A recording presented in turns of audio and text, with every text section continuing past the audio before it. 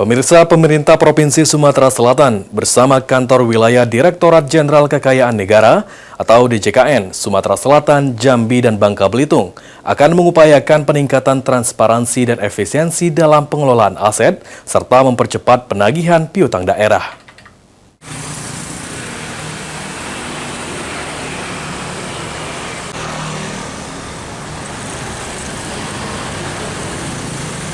Guna mewujudkan tata kelola keuangan daerah yang transparan dan akuntabel dalam mengoptimalkan aset dan tagih piutang daerah, serta meningkatkan transparansi dan efisiensi dalam pengelolaan aset hingga mempercepat penagihan piutang daerah.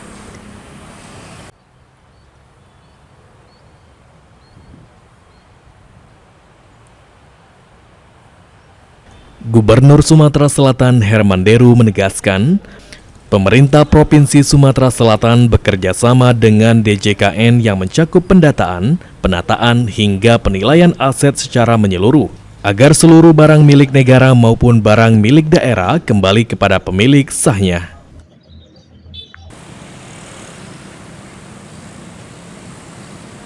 Selain itu, DJKN juga akan membantu pemerintah daerah menindaklanjuti temuan Badan Pemeriksa Keuangan terkait piutang yang belum tertagih, termasuk kategori tuntutan pemendaharaan dan tuntutan ganti rugi.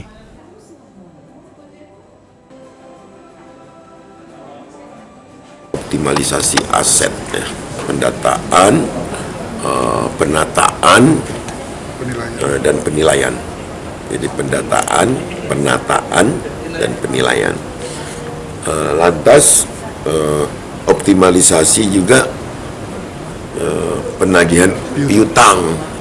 Nah, jadi apa itu piutang? Misalnya temuan BPK, DPTGR yang belum selesai. Ini sesumsel ya, bukan Pemprov aja, kabupaten kota juga kita sepakati untuk DJKN membantu untuk penagihan.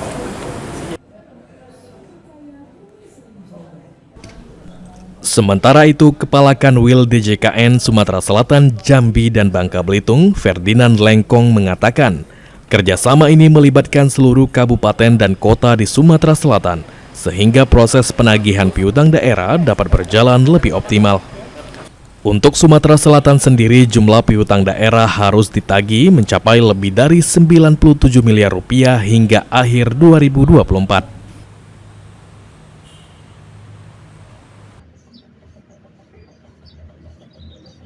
Kami dari Kementerian Keuangan, dalam hal ini DJKN, adalah bagaimana membantu pemerintah provinsi untuk optimalisasi aset, pengelolaan piutang, penilaian aset.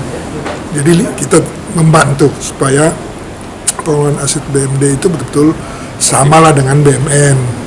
Jadi optimalisasi aset.